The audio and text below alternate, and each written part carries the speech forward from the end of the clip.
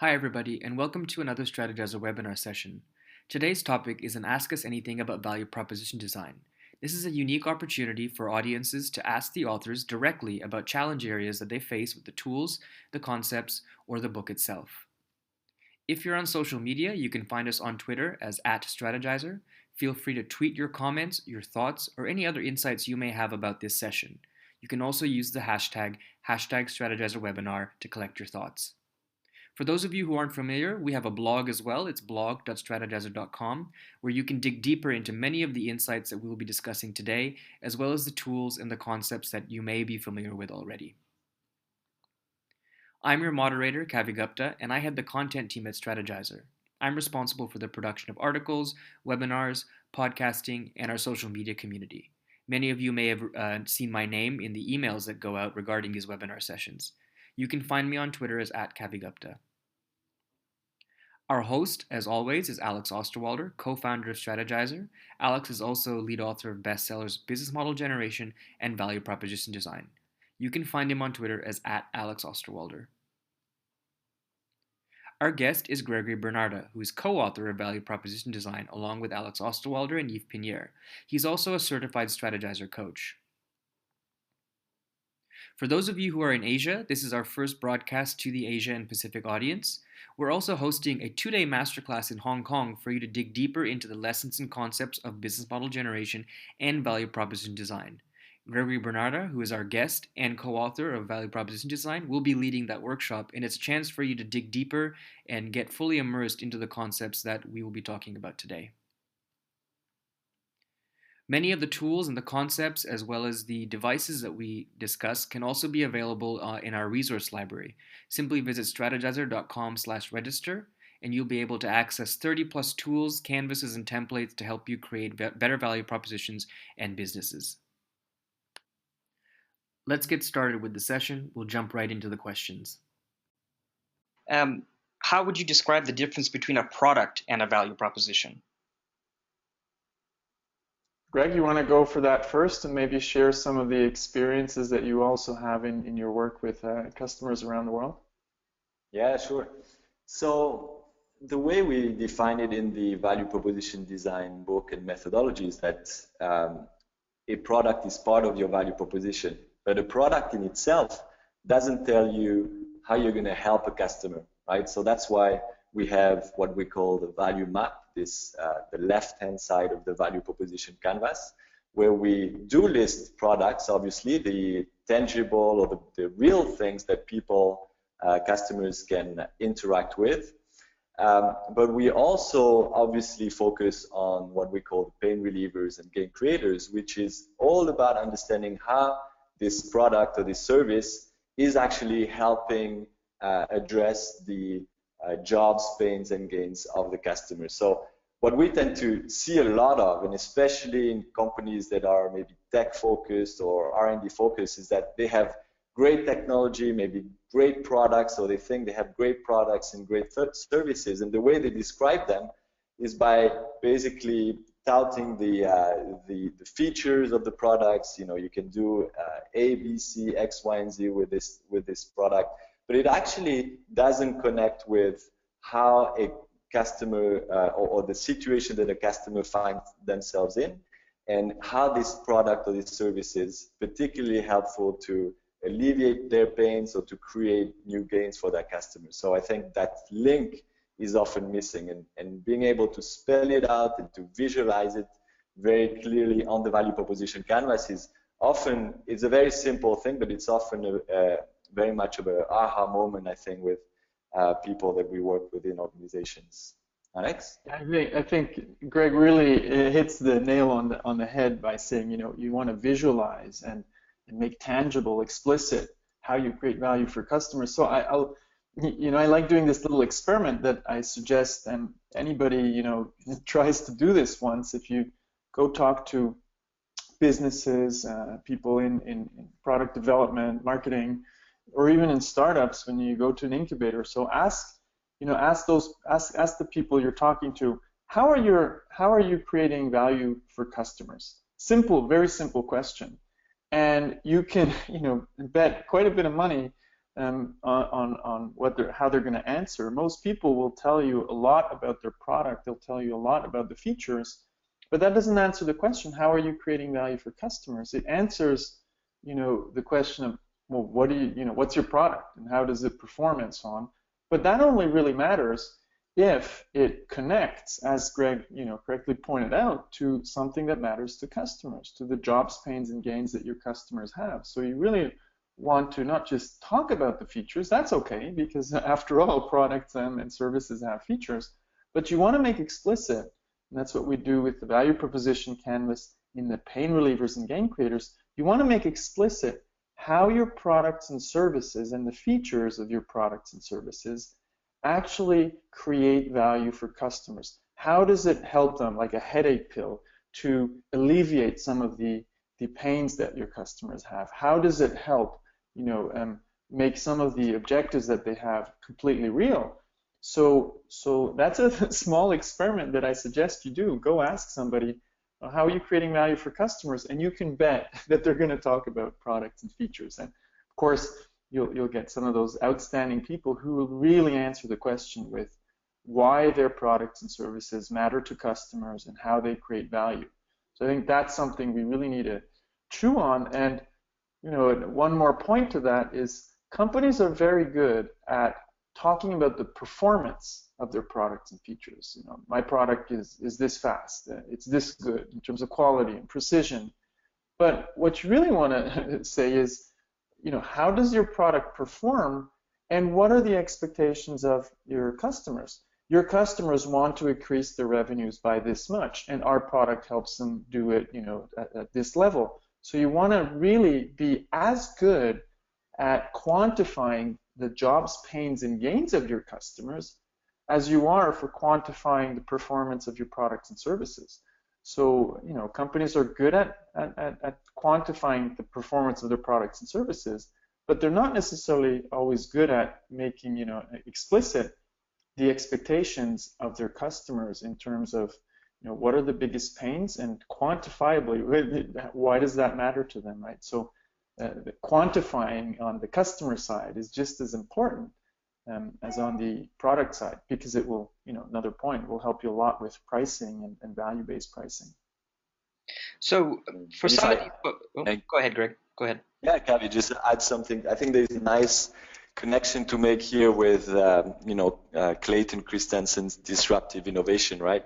If you focus a lot on your product and trying to make, as Alex has said, is focus on the performance of the product and making your product better, you tend to kind of try and increase that performance of the product. And it might actually not matter for the customer ultimately. And that's the thing with the value proposition. You really want to understand what matters for your customers, jobs, pains, and gains, and understand how you can create value. It's not always by increasing the performance of your product or your service. You might, come up with something a lot more simple, a lot more accessible, easy to use, for example, a lot more cheaper, why not? And that might be enough for a large portion of the customers that you traditionally address with a more standard product. And I think that is kind of the essence of Clayton Christensens' disruptive innovation, which is really at work in across, I think, the majority of industries out there. Yeah, to add to that, I'll give you a very concrete example that illustrates Greg's point, maybe a bit less about disruptive innovation, but a lot about, maybe not just increasing the performance of your products and services. 2 weeks ago, I had the opportunity to meet the CEO of Hilti, a company that makes machine tools for builders. And at one point, a bit more than a decade ago, they learned that their customers were actually, not interested in more performance of the tools. They said, well, that's great, but it's not going to help us a lot. That's not really what we're struggling with most. So Hilti really went deep on the customer's jobs, pains, and gains. And what they really found out is that the biggest struggle for construction companies is to have the right tools at the right place at the right time. So completely, a much bigger job with a lot of pains and a lot of related gains. And once they understood that, they designed a new value proposition that still included tools, of course, that's the core of their business, but helped a lot more with what really mattered to customers. So Hilti set up a service, called, it was an online fleet management service and a tools on demand service, where they would make sure that their customers, the construction companies, would have the right tool at the right place at the right time, so they would really alleviate one of their biggest pains. And by doing that, the construction companies had a much better view on their costs, which is important in a low margin industry. So in that case, it wasn't about improving the performance of the tools, it was about creating a new value proposition that addressed a much bigger job. So it really illustrates what Greg was talking about. Sometimes improving what you have won't make a difference at all to your customers. So changing the perspective, reframing it, is what's important. And Clayton Christensen, who together with Tony Ulvik made the whole jobs to be done concept so popular, and Tony Ulvik helped invent it. There you really have that reframing. We don't want to focus on what we're offering on our tools. We want to focus on the jobs that our customers are trying to perform, and that will give you a completely different perspective. And it will also force us to ask our customers different questions to understand them better. So one of the challenges that a lot of our audiences face is finding those customers. And if they can't find those customers, they're curious to know if it's okay to look at what the competition is doing. What do you guys have to say about that? So I'll quote something that I've seen on Twitter. Unfortunately, I can't remember who made that statement, but it was a funny one.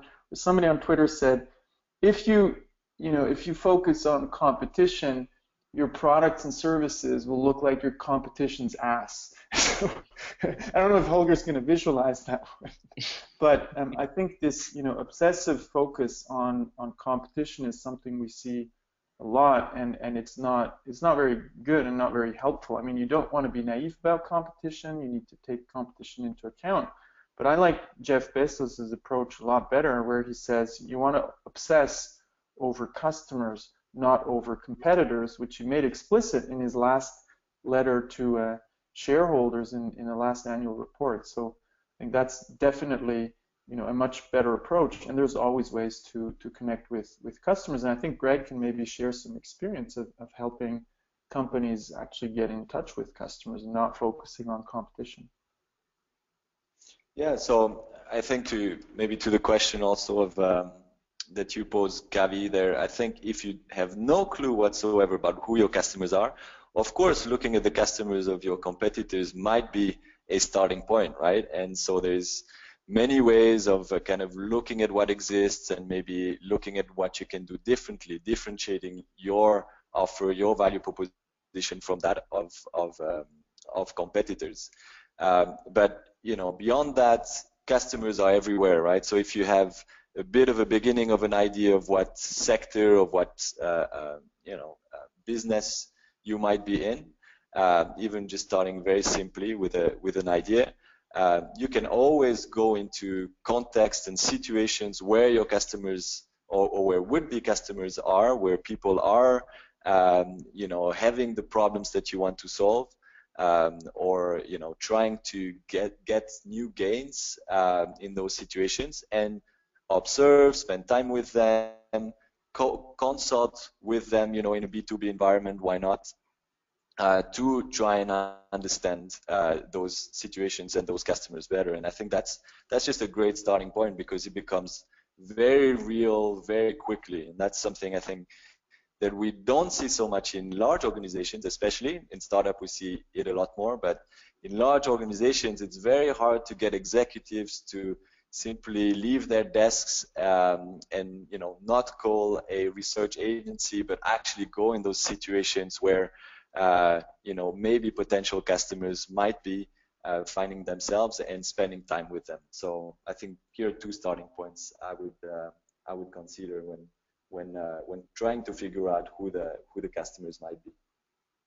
Yeah, and we hear a lot of excuses. I mean, and I like calling them excuses because we see how it can be done differently. Where executives, say, oh, but if you're in consumer goods, if you're in business to consumer, that's easy, right? If you're Colgate or so.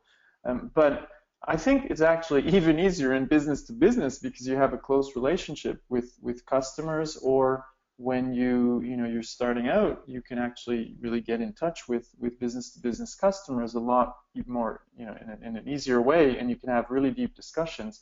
I think we just need to overcome the hurdles and get in touch with customers. And I think what Greg pointed out, that sometimes senior leaders have the tendency to hire agencies to do the customer research. That's a big issue, and we really push companies and see very, very senior leaders of large business units to actually roll up their sleeves and take the time to test their ideas, their strategic ideas, with customers directly, and then iterate based on that. So that this whole lean startup approach that we know from the startup world, I think applies just as much with senior leaders. And once you get people, to start, they're really excited about doing this. And we've seen this in business to business and business to consumers, is really about getting people to roll up their sleeves and learn how to do this, which is not easy. You need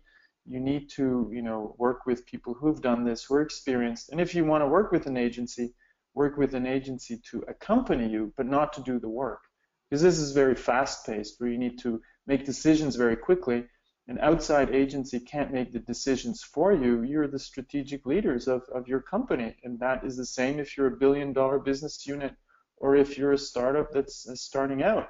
You're the only one, either the senior leader, the CEO, head of a business unit, or the team, who can make the decisions. So getting out of that building, as Steve Wank likes to say, the grandfather of lean startup, is essential for the leaders of any company of any size. And connecting that with fast-paced iteration is important. So there are, of course, a lot of senior leaders who talk to customers, but it needs to be connected to iterating your strategy, iterating your product development.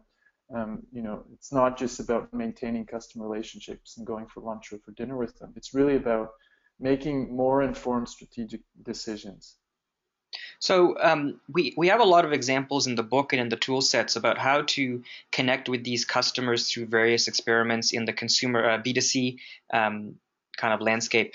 Do those types of tests, and maybe you can touch on some of them, Alex and Greg, concretely, can those same types of experiments be used to talk to B2B customers as well?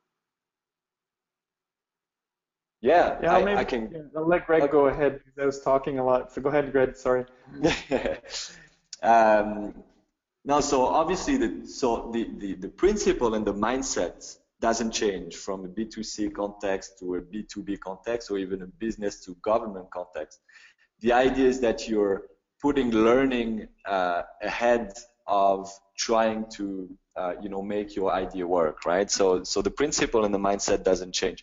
I think some of the tools can be the same, and some of the tools can need to be adapted. So in a B2C context, using the web, for example, to be it in a Kickstarter type of environment, crowdfunding environment, or working with A/B tests on landing pages and things like that. We can go more into that if needed. But those are very very popular tools, very popular methods, especially with digital startups. In a B2B environment, it's often more face-to-face interactions with people. And here the tools just need to be translated into analog formats, right? So we've worked with people in B2B environments that, for example, prepare fake brochures of a product that has not been developed yet, but it's formatted as a brochure to give the impression to the customer that this is actually a real product that exists, and it's used in a meeting to get a conversation about what's good or what's bad, what needs to be improved about that product. What we've seen, and I've been recently, both Alex and I worked for a large pharmaceutical organization, and if you think of an industry that has a lot of constraints, need to be very careful about how they handle both their reputation and kind of the whole legal environment here. For me, it was an eye-opener about how much freedom you actually have within those constraints to apply those same principles. So even in negotiations with the government, for example, the payer, you can go into those conversations, those very formal conversations, with a frame of trying to understand what would make them change their minds about a particular set of data they would accept or not, or really what are the triggers that really they look for in order to validate or invalidate a product. And the teams that we're working with are making huge progress, not only in trying to understand if their product are going to go all the way to market, but they're making huge progress in terms of learning about what works in general, and as it applies to a variety of new products in their organization. So I think there's really just a lot of creativity that can be had in terms of applying these tools and methods in business to business context as well. I think creativity is the key word that Greg is mentioning here.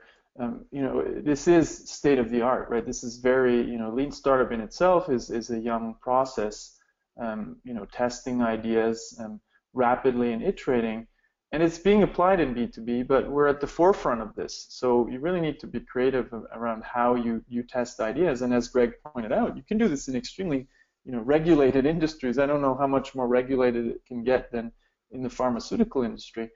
The other thing I think that we, really needs to be pointed out is one of the big kind of pushbacks that people have when we're talking about B2B, for example. So they will say, yeah, but we're, in capital goods investment. We have these big machines that we're doing and selling. We can't prototype something and then show it to customers. That in itself costs a lot, etc.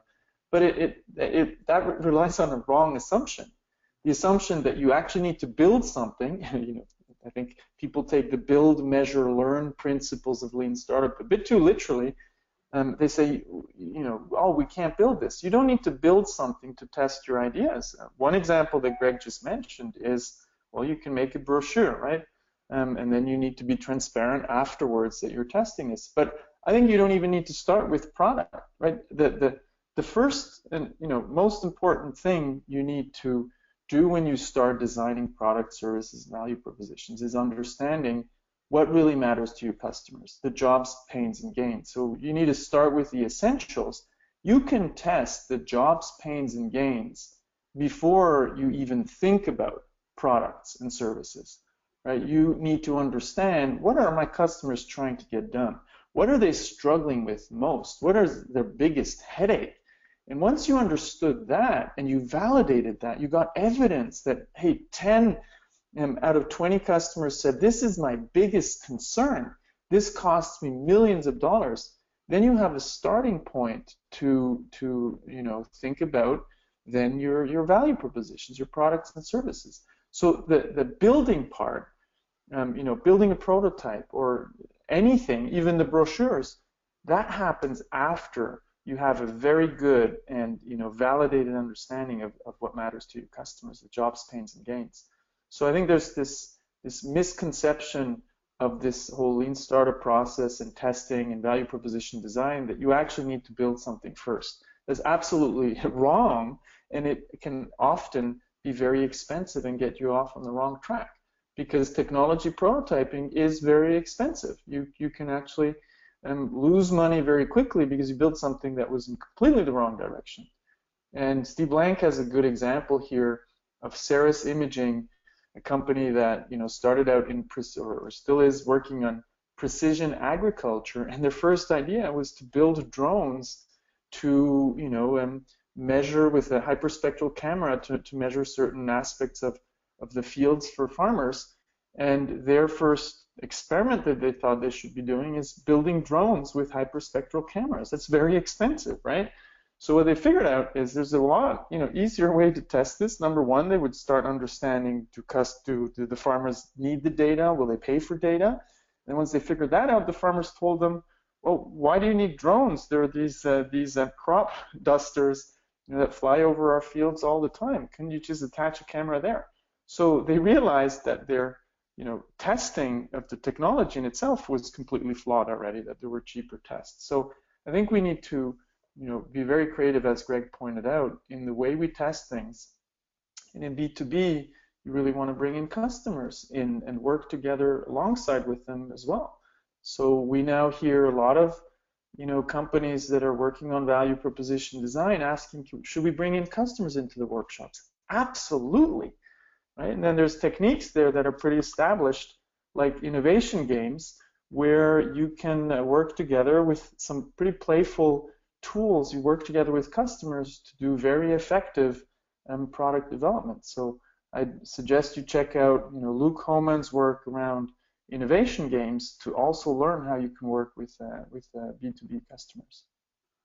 So one of the interesting questions that I'm seeing in the chat box, and one that we had been submitted by an attendee, is the idea of selling this either to senior management within the organization or other teams like sales or a product team that is so focused on executing on a known value proposition, and all the resources are given to that existing value proposition. How do you go about convincing people internally to also maybe take some time to focus on this, or the new value propositions that are potentially out there?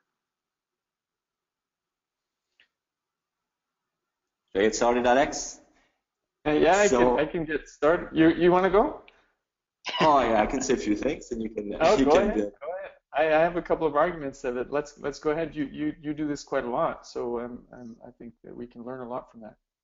Yeah. So obviously, it's like with anything with personal change, right? If you're on a diet, or if you want to build muscles, or if you want to start to meditate or whatever, it's a lot easier to help someone who is already willing to change, right?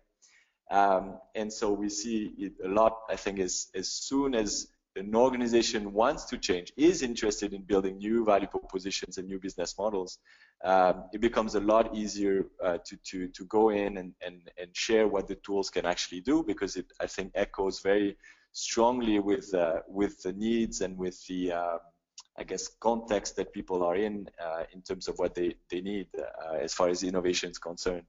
I think for people that are maybe a bit more resistant to this, I think there is two ways at least.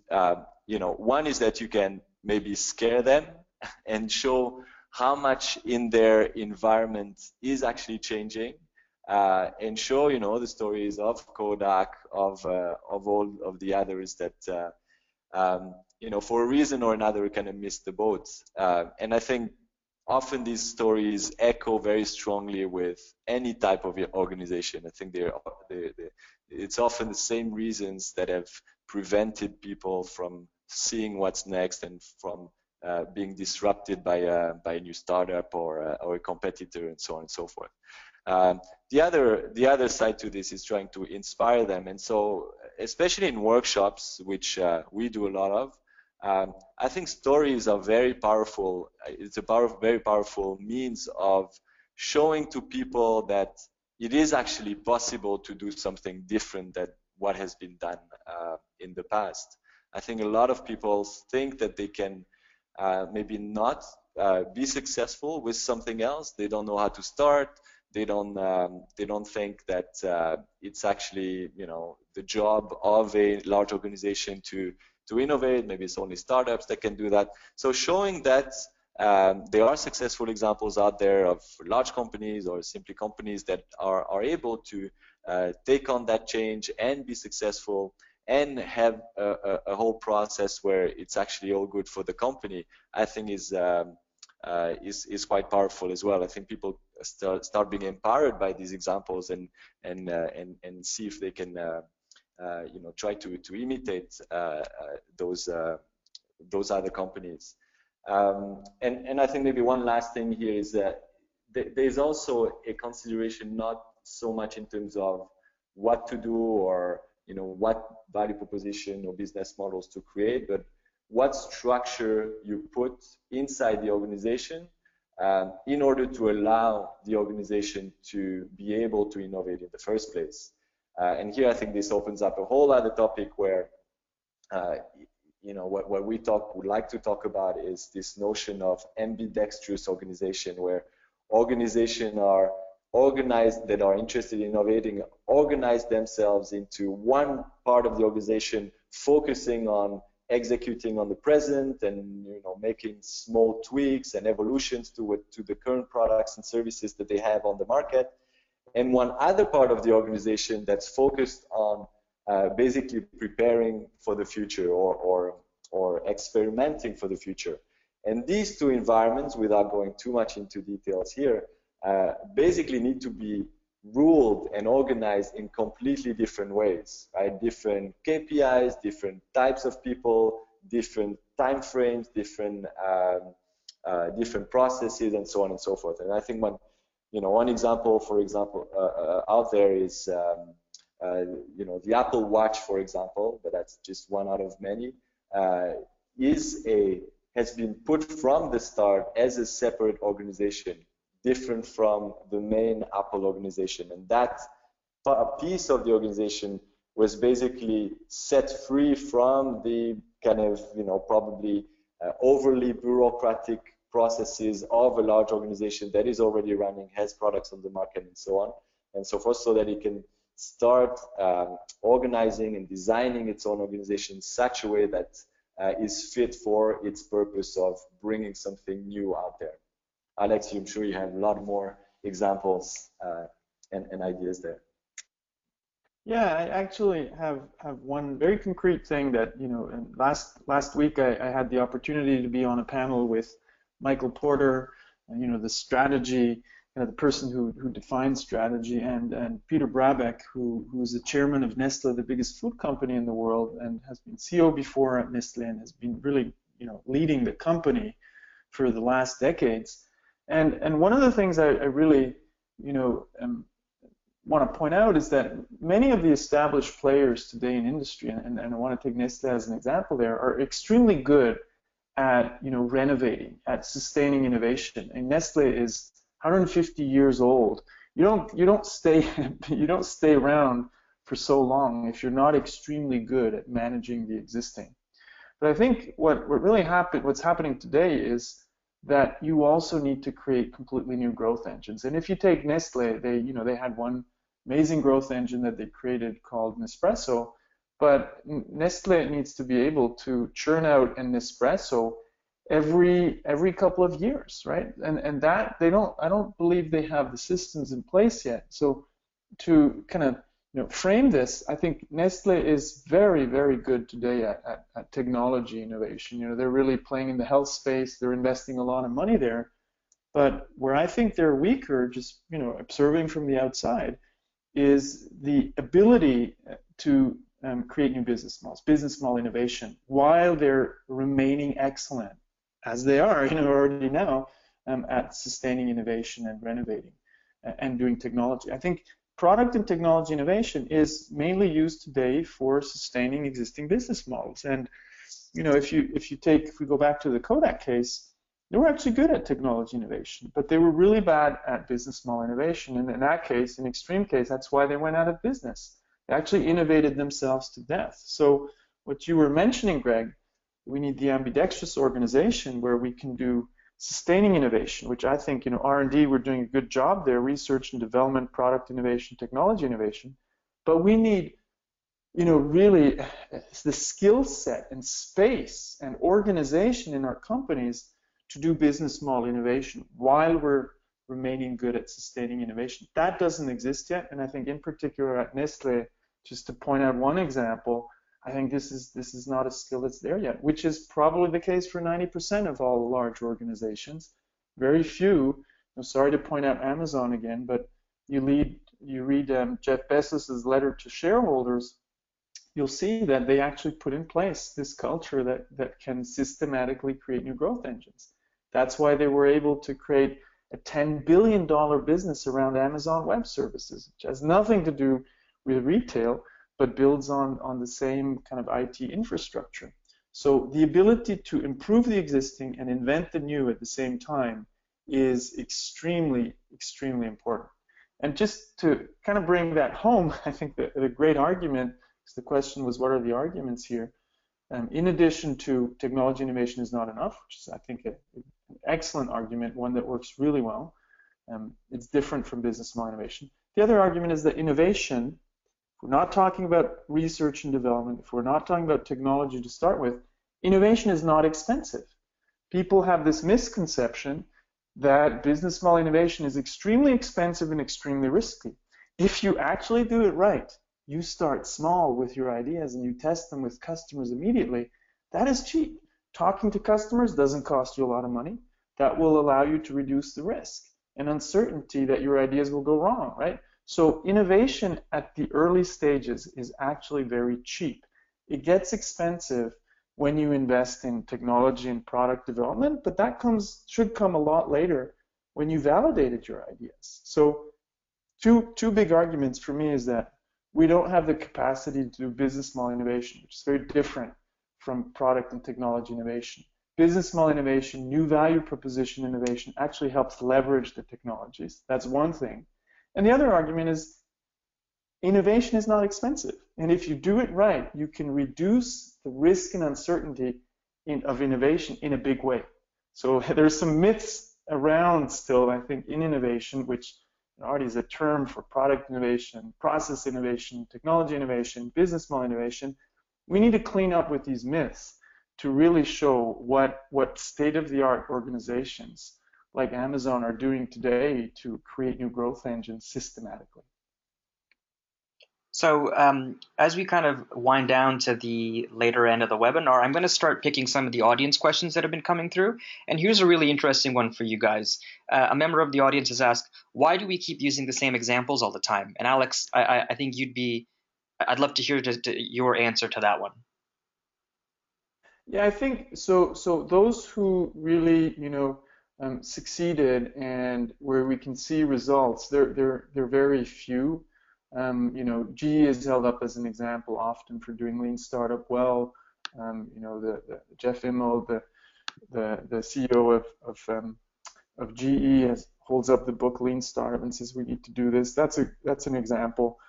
Amazon is an example. I mean, they're very transparent on what they're putting in place to do this. I mentioned the shareholder letter a couple of times by Jeff Bezos, where he doesn't just say we need to obsess over customers. He also says there's one thing they do really well at Amazon. It's failure. It's the best place, he likes to say, or that's what he writes in the shareholder letter. It's the best place to fail in the world.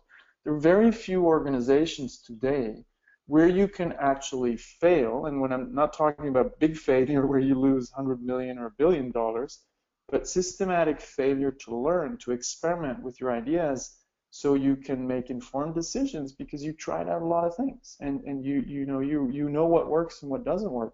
There are few places today where that is done strategically. So there are a lot of companies, I'd say most of the companies I meet are actually trying to do this, but there are not that many success cases because it's extremely hard to do, to create what we like to call the invincible company that constantly reinvents itself while they're successful. There are very few examples out there who do this over a longer period of time, and there will be more, and I think those who don't look at this at all will disappear. Awesome. Let's talk a few concrete examples or any stories both you and Greg have to share about the types of roles inside of organizations that are making use of the value proposition canvas. I think we've talked about sales, we've talked about marketing. Can you shed some light on for the audience about some of those explicit roles that are using the canvas?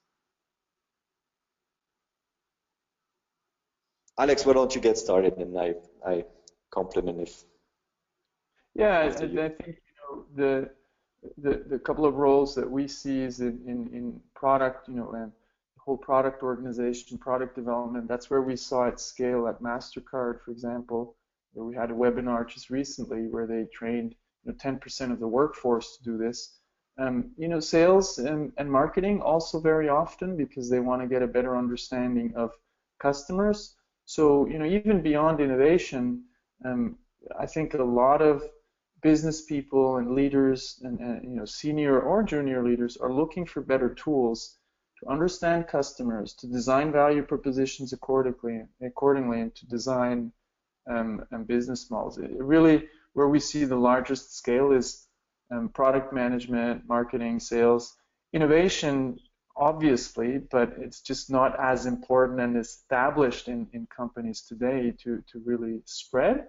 Where we've seen it start out is more at the middle management level, or people who are tasked to come up with new value propositions and business models.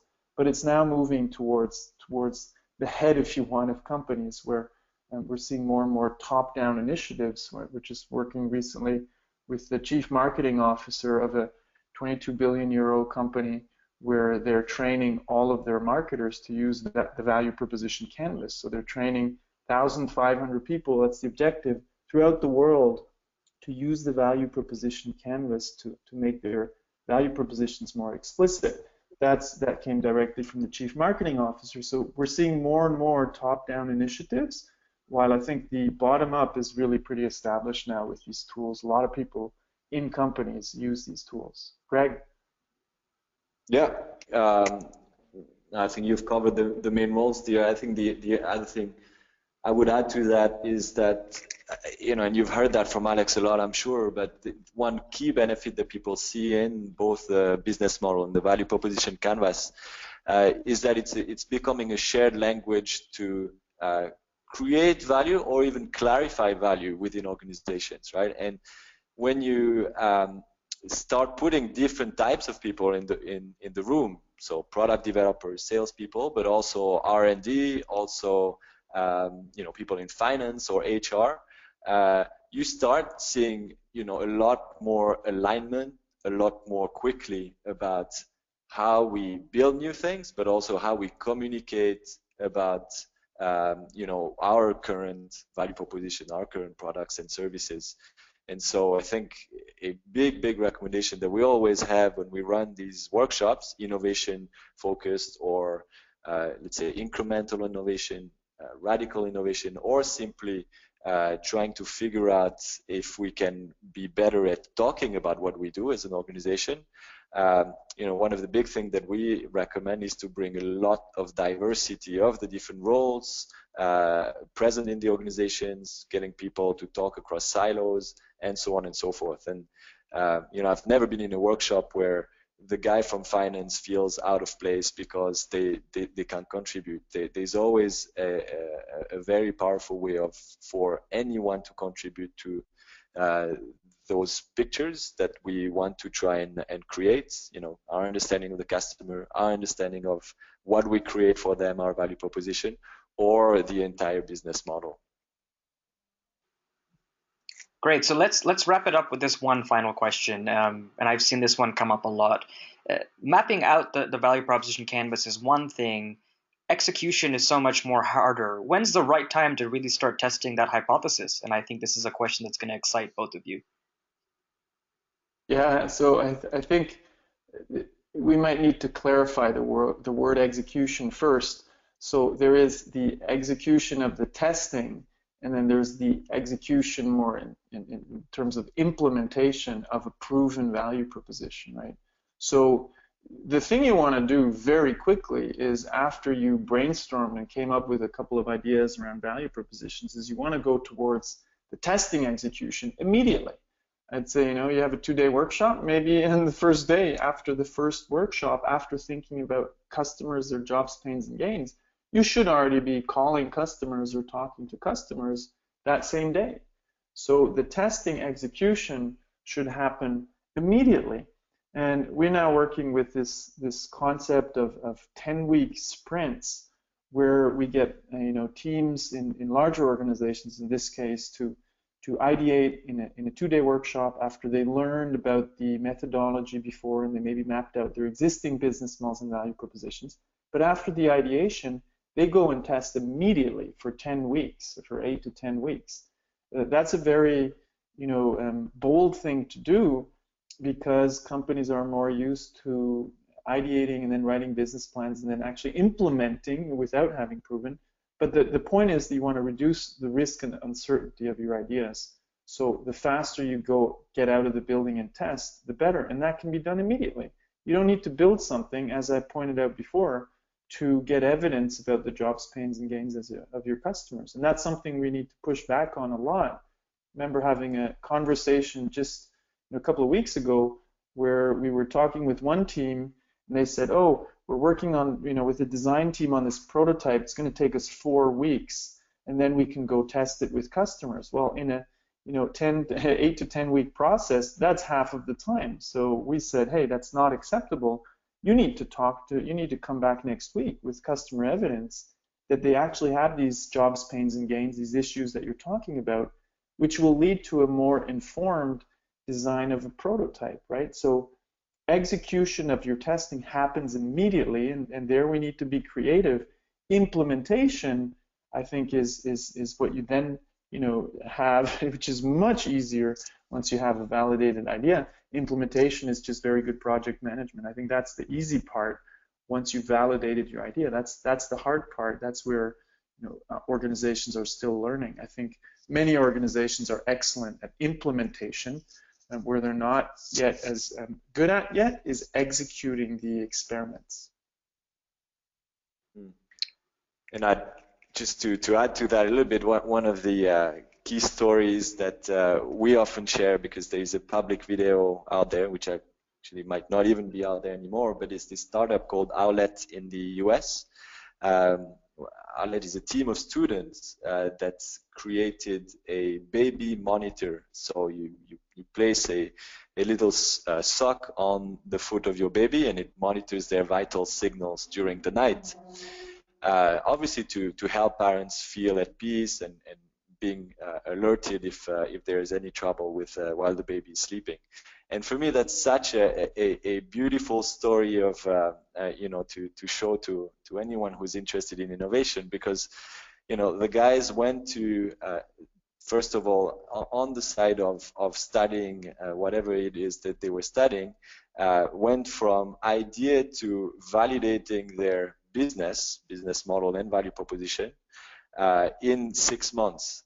And so it's a really interesting way of seeing that innovation can go really fast, even like it is with the case of Owlet. When things like technology is involved, they had to build a whole piece of technology into this. They had to go into figuring out hurdles with regulation, the FDA in the state. They had to actually understand their customer to start with. They went to a wrong customer with the wrong product, originally, and then they had to pivot away from that customer to a new one with a new product. So it's really this whole notion of execution is completely, I think, taking on a new meaning nowadays, especially when we're talking about building new things, this whole world of innovation. And it can go really, really fast, even when there are things like technology and regulation and all sorts of other hurdles in place. Yeah, and I like using the Owlet example. Thank you for pointing that one out, Greg.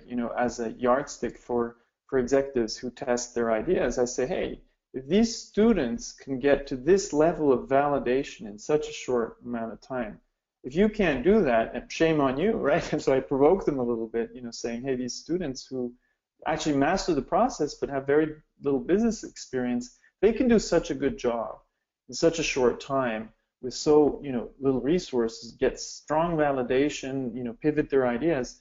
Then people who are tasked with innovation, with product development, need to do a job that's 10 times better with all the experience that they can bring in. So it's an excellent video to actually get people to learn about this process and have a yardstick, right? A benchmark. If they can't beat these guys, they're worse than students who've never done business before. Awesome. Thanks so much, guys. Holger, I'm going to take the screen back from you just to wrap up some elements of the webinar. Both Alex and Greg, thank you so much for taking the time to talk to the audience today and to share examples of value proposition design as asked by the audience. Holger, I believe you have to stop sharing your screen. Yeah, while Holger's stopping to share, I just might want to point out that Owlet is now a real business that's making millions of dollars of revenues I happened to come across one of their suppliers. They didn't remain at the stage of testing their ideas. They iterated their ideas and now are a multi-million-dollar business. So this stuff really works. And there you have one small example where the benchmark is public, and a lot of other companies who do this stuff is just not public, so it's a bit harder to share. Cool. So to our friends in Asia and the Pacific, if you are interested in getting more in-depth with value proposition design and the concepts and business model generation, Greg is actually going to be hosting a 2-day hands-on masterclass in Hong Kong this coming June. And it's a chance for you to dig deeper into the lessons, into the tools, into the methodologies directly with Greg, one of the co-authors of Value Proposition Design. For more information on those dates and how to get tickets, you can go to our blog, .strategyzer.com. On the sidebar, there's a link, but I'll also shoot a link to the event page to all the attendees after this webinar session, along with the recording. And lastly, once again, if you're interested in getting access to the value proposition canvas, the business model canvas, as well as the different tools and devices that we have in order to create those value propositions and business models, go to our resource library. You simply have to create an account and you have access to, I believe, 30 plus tools, trigger questions, frameworks that can help guide the conversation and experiments that you want to run. That's it for this session. Alex and Greg, again, thank you very much. Holger, we really appreciated the visuals and look forward to hosting all of you again in our next webinar session. Thanks, Gabby. Thank you. Thanks, everyone. Goodbye, everybody. See you soon. Bye-bye.